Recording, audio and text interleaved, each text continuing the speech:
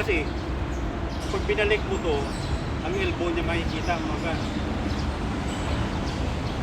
So kung magaling ka mag-lock ng yung sinasabi nila ng chicken wings lock, pasok pa agad dito.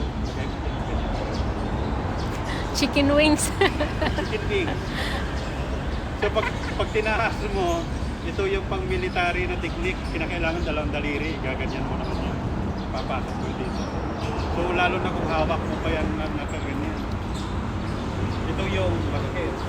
So yung chicken wings, nakaganyan niya. Ito yung chicken wings. Nakaganyan niya. So, kaya kukuha ka agad ng daliri, ipapalit mo yan. Kahit isa o dalawa.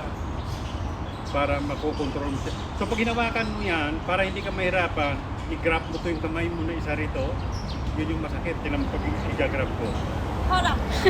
Hold.